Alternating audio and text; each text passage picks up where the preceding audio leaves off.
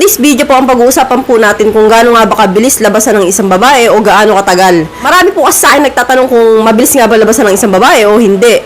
No, ang sagot po natin dyan ay depende po sa partner ng babae. So, hindi po lahat mga lodi ng mga babae kapag naipagjerjeran sa inyo ay nilalabasan, no? So, depende po talaga sa partner yan. May mga partner na batikan pagdating sa jerjeran na konting burat siya lang sa babae ay natatapos na. At may mga partner na kahit anong burat siya nila, kahit 1 oras, 2 oras, hindi talaga natatapos si Inday. So, depende po talaga sa lalaki. Lalaki po magdadala pagdating sa kama. Pero kapag ang lalaki ay batikan, magaling, no? Professional na. So, usually nalalabasan ng isang babae kaya ng 10 minutes to 15 minutes. So, ganyan po kabilis kapag ang lalaki marunong. So, marunong mangiliti, marunong mamburat siya ng tama, at marunong kumain, no? Napaka-importante talaga na kumakain kayo. At hindi lang basta kain yung talagang lamon. So, lamon na, nagkakamay kayo. So, kasi kapag kinakain mo lang yan, lalo na kung kumain ka ng parang malumanay, no? Parang dumidila ng pusa, no? Eh, hindi talaga matatapos ng isang babae. Kailangan, pag kinain mo, ang bibingka niya. Kailangan, lamon na lamon, gigil na gigil, at mabilis. So, hindi po nadadala ang babae sa mga halik na parang hagod-hagod lang.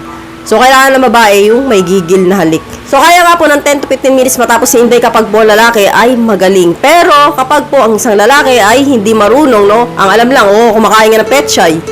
Eh, hanggang kain lang naman, hindi naman marunong magkaway, hindi naman alam kung saan party ng petchay yung kakainin niya. So, kain na ng kain.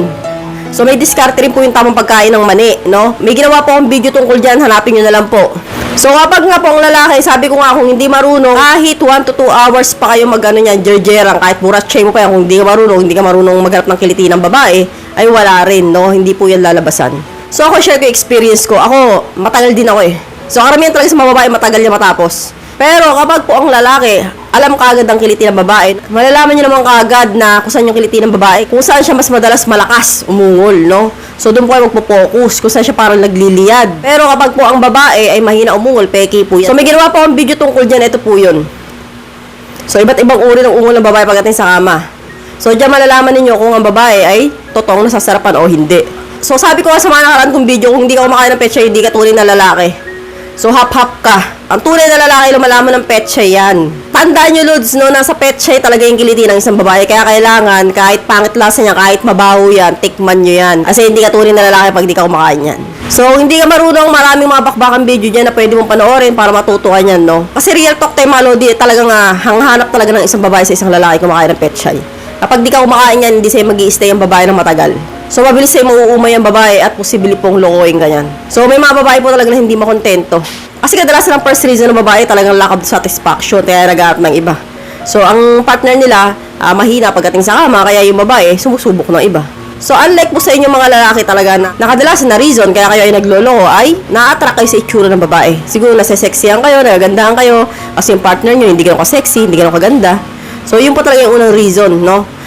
Sa babae naman, iba. Kapag ang lalaki, mahina, no? Mahina sa jerjeran.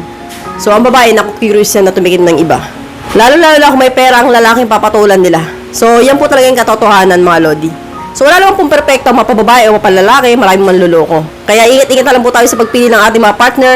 So, hanggang dito na lang po tayo, mga Lodi. I hope you learned something new in this video. More videos to come, so stay connected. At kung hindi pa po subscribers, please don't forget to subscribe and click the notification bell para updated kayo palagi sa mga bago kong upload na videos. Maraming salamat. Ingat!